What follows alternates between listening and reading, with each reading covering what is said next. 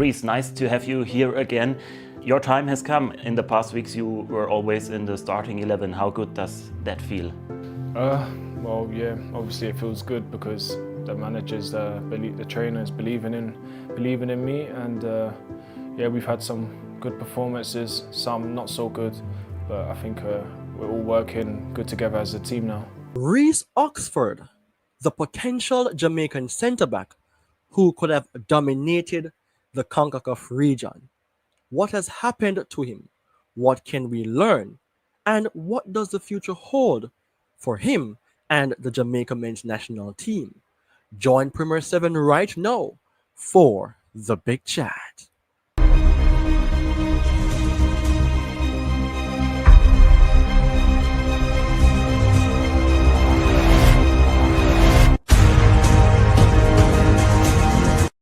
Believe you can, and you're halfway there. This is a quote written by Theodore Roosevelt as it speaks directly to the career of the centre back that I am going to talk about in a Reece Oxford. Greetings and welcome to another episode on Premier 7 with your host Ryan Nelson. I hope that this video you will find well, as it will be in the form of a lesson, life story, any way you want to put it. But I think that the impact that it will have will be of goodness to your lives. Now, before I dive into the essence of today's topic, which is Reece Oxford, Jamaica potential centre back option who fade, a quick question: do you know who this player is? Do you appreciate what he has been before? Well, I am going to touch upon that. But before I do that, I want to talk about something relating to a video that I have done. And it was all about, should Kaim Dixon start for Jamaica in the Unity Cup? Well, so far, 261 views, so which I am somewhat disappointed. But, I mean, 15 comments, and I have to give a big shout out to Gangs Talking Jamaican Boy, who stated, of course, he should start now. Well, I mean, that shows appreciation of our own player. Because the thing is, as Jamaican fans, we can really hype up our players, some of us, not all. And when they fade, or when they fail, or when struggles backs them left and right, we same one starts to chase them away. And let's not do that. Let's appreciate who we have in our system. All right, so let's talk about Reece Oxford. A quick question for you. Do you know who this player is? Do you have any idea of his career? Well, I think Michael Antonio could be a consultant for this. Reece Oxford, a potential centre-back option for Jamaica, based on the fact that his grandfather Carl, is a Jamaican. And that made him eligible to represent the nation. The thing is, this player was compared to Rio Ferdinand, the legend of Manchester United. This was at the time when Reece Oxford was way young, playing for West Ham at the age of 16. What comes to your mind right now? Lamine Yamal, the 16-year-old at that time, right? So his career, really and truly, was on the verge of being something great, something fantastic.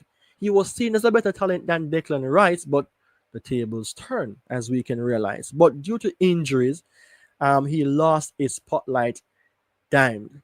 But still is eligible to play for Jamaica. And today, I want to just not only talk about Jamaica, but a life lesson that we have to pay attention to.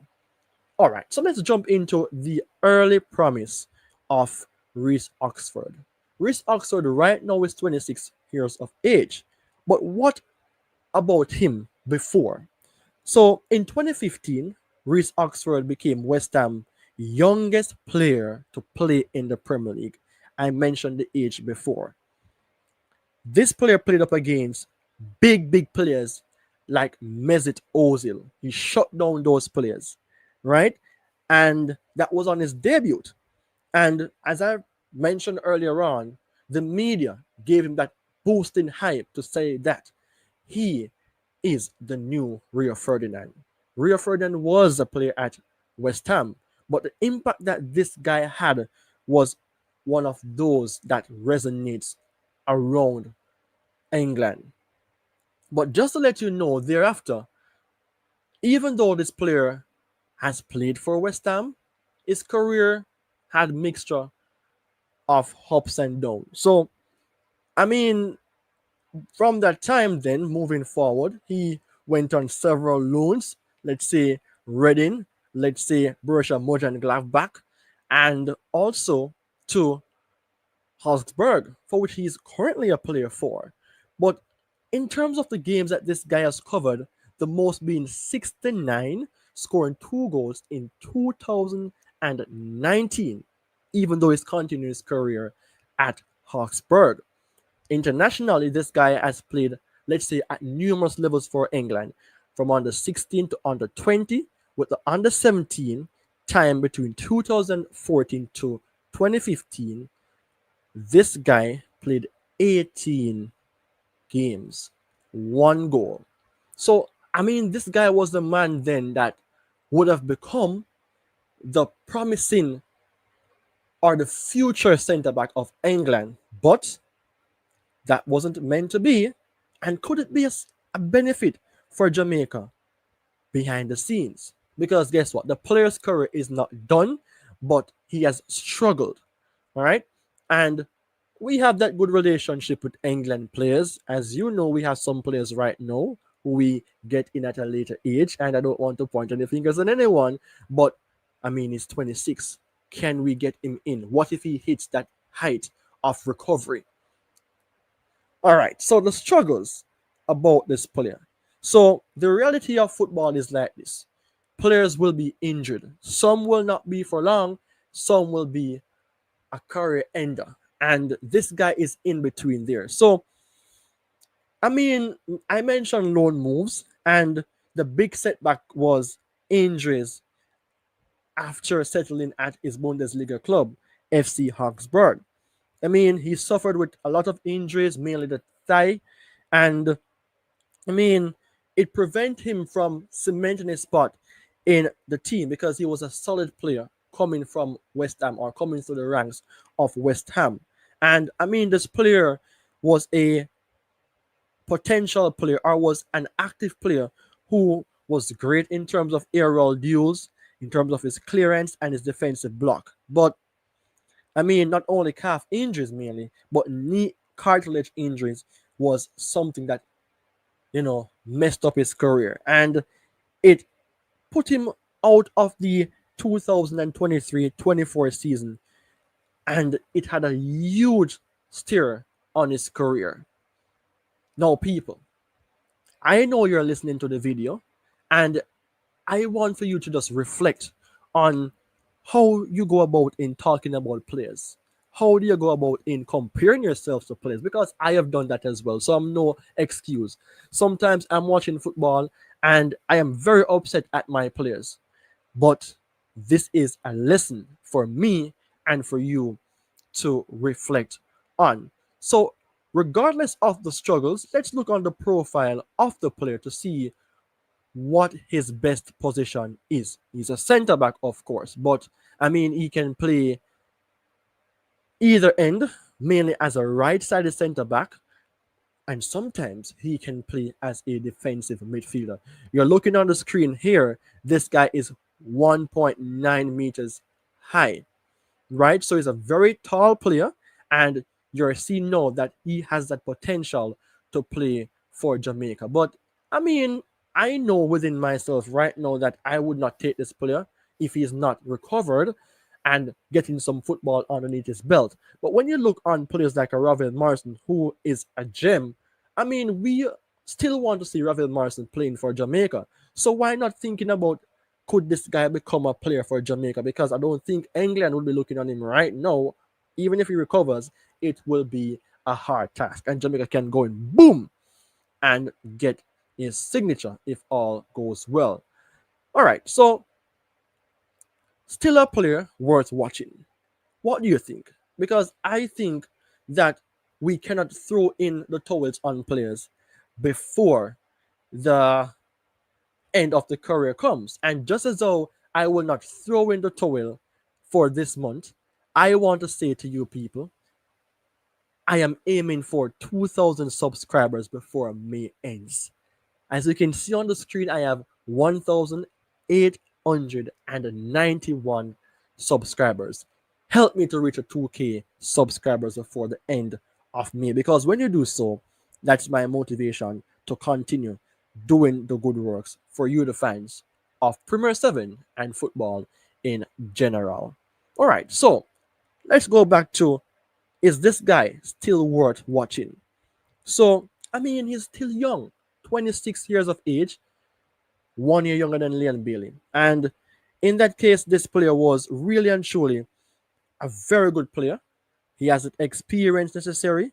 He's good in terms of training at that point, and he had a decent spell during his career. But I mean, injuries was what destroyed him.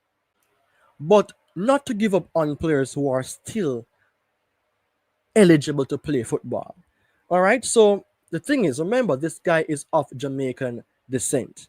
And once he regains his fitness, if all goes well in terms of training as well and maintaining his status, then once a good player can be a good player. Look at Vibes Cartel when he came from prison, having been there for 13 years. He still dominates dancehall, and this can be a good example for this player. So, I mean, if he regains his fitness, this guy is known to be calm, intelligent, a proper centre back. And we could then say he could compete or fit aside players like Ethan Pinnock, Lowe, Bernard, Latibodier. I mean, this guy brings maturity to the national team. We know that Bundesliga is a league that tests defenders, and it's even a place, German that is, that builds players.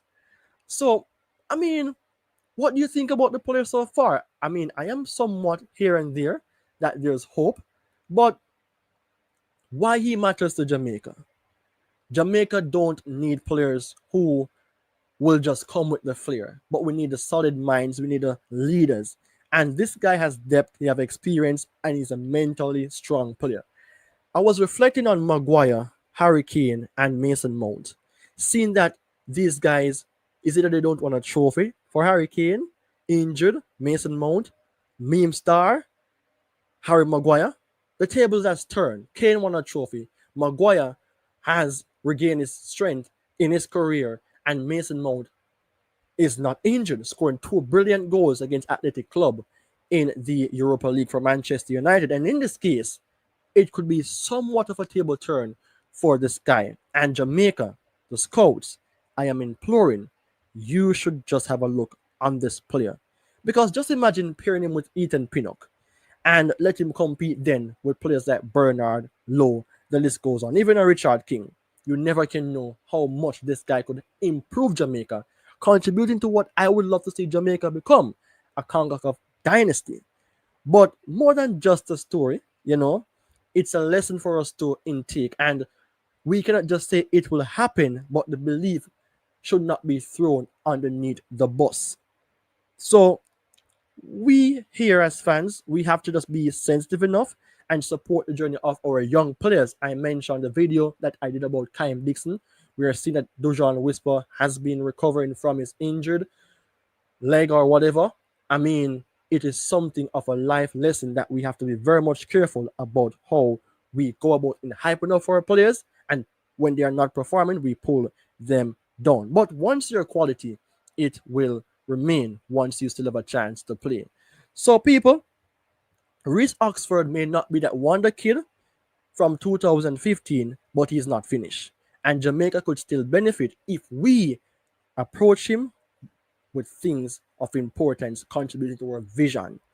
So, yes, he faded from the spotlight, but with the right support and timing, he could be a comeback king or a story that we can say wow from. So let's be open-minded and back our players and who we can get even when the road gets rough. Remember, it's a rough road, but Premier 7 still needs your assistance to reach 2K subscribers before the end of May. And this video, I would love for it to get more than 1,000 views. Nowadays, all of my videos, I would love to get 1K or more. So people, what is your say on the topic? Reece Oxford, Jamaica potential centre back option who faded. I mean, don't forget to comment on the video, people. Neither forget to subscribe to Premier 7 because when you do, the channel will grow and become one that you would love and should be loving right now. So take care, goodbye, until we meet again.